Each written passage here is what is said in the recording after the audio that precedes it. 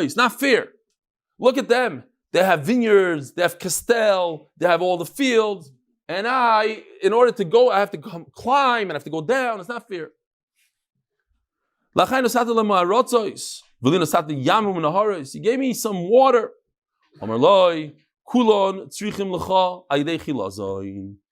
You don't realize this water, these dirt, the sand, it's all good for you. It's super valuable. That's where the value is. Shenemar, amim hayikro usfunei timunei chol. Tari Rav Yosef, sfunei ze Chilazon, timunei ze zu taris.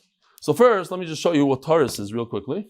Because I had the privilege, I once mentioned, I went out on a yacht here in Eretz Yisrael, and we went off 2 hours off the shore, and look what we got. We got taurus, tuna. Rashi says tunina.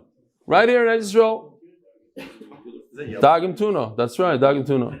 I don't know what kind. It's not the real expensive stuff, but I'll tell you, it tasted really good. It tasted really good. And the guy on the Arab over here, I don't know if you could see him. Not this guy. This guy's a Shiu guy, I think. We just caught it. He took a knife and he gave me a piece, and I ate it on the spot. I had to do it. No, it wasn't raw. It came cooked out of the water. Unbelievable. It's mamshanes. It came cooked. I said it was a minute after we caught it, and I ate it. So, yeah, it was raw. Very, very raw. Yeah, this is 2 hours off the coast of Eretz Yisrael. Fine. It's not bad, not bad. No, we're used to it. We always have the raw. It's sushi, new, but it wasn't sushi great. Fine. Timune zu taris, choil zu schuchis levana. So he gets all these tremendous resources. He has Chilazon. He has sand. It looks like sand, but it's really very valuable. You can make good glass out of it. And he has tuna. So, being that we mentioned it, and it's Matzah Shabbos, I want to go off on a tangent here for a second, just to explain to you. I once gave a shiur here in the Beis Medrash right behind me. It was the only time I gave a shiur, the first and the only one. And I spoke about Chilazon, about Techeiles. And I didn't wear Techeiles back then. But after I gave the shiur, a bunch of guys came over to me and said, well, you sound very convincing. Why don't you wear Techeiles? I said, you're right, I should. But Chaim Kanievsky doesn't wear it. And this one, they said, you know what? I'll just wear it. There's nothing to lose. I saw a video. So let me just tell you this is our Regel Achas. The Regina Rebbe, Zechron Levracha, was convinced that Bizman Hazeh you're mechuyev to wear Techeiles, and he wrote a whole sefer, Sfunei Tmunei Chol, I think. That's the name of the sefer, if I'm not mistaken. Tmunei Sfunei Chol. Fine. He proves that it's Bizman Hazeh, even though it says that it was Nignaz, but you see that, and it seems like he's right, that many Amoraim, even in the later generations, after the Medrash that says Nignaz, they still wore Techeiles. Even in the time of the Gaonim.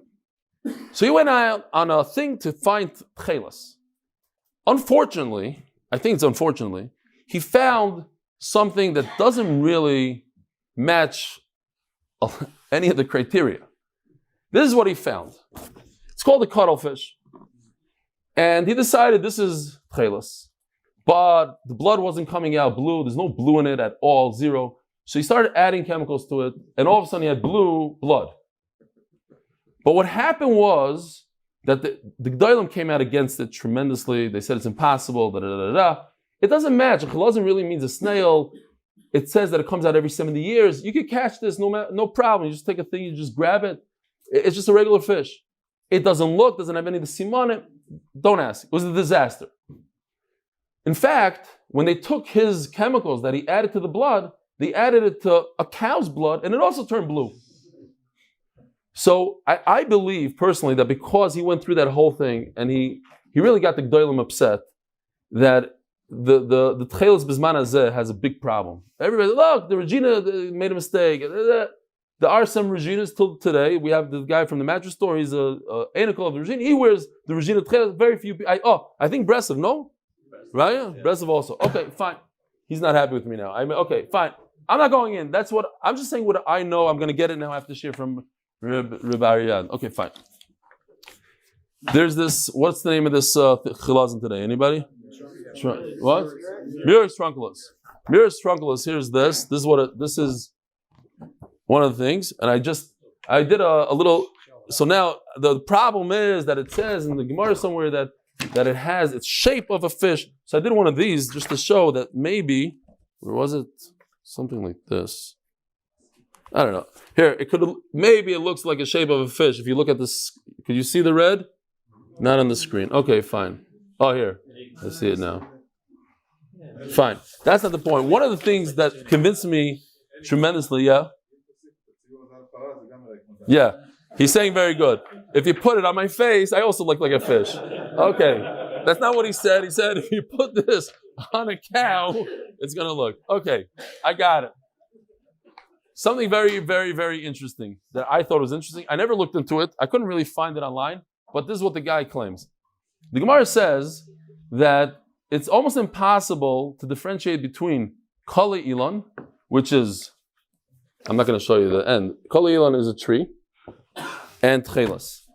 Now, only HaKadosh Baruch Hu, this tremendous Aveira, if somebody tries to pass on Tzitzis with blue dye that he got from this Kali Elon. And Kali Elon exists today, and you can make blue dye from it. It's impossible to, only Hashem knows how to differentiate. Listen to this unbelievable thing. Okay, I'll show you. This Kali Elon, everything has like a DNA breakdown, has some sort of number.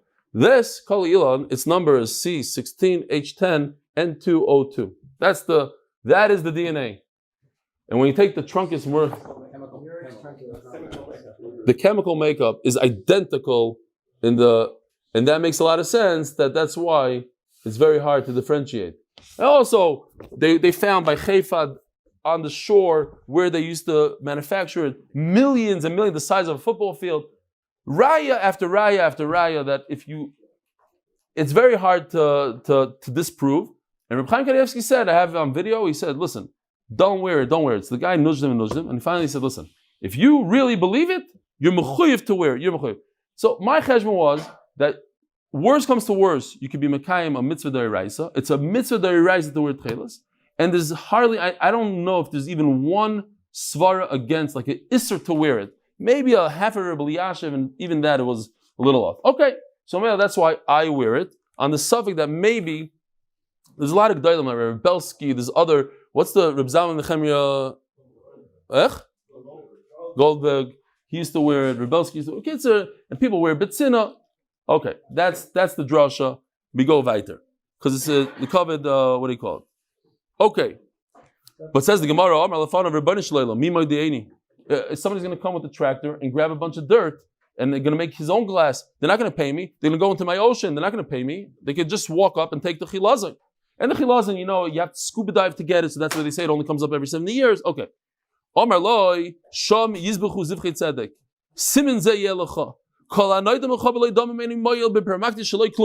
If you try to steal sand from Zvulun, it won't even turn into glass. Nothing will happen. You try to dye, you try to make a blue dye from the Chilazon, you won't get any blue dye.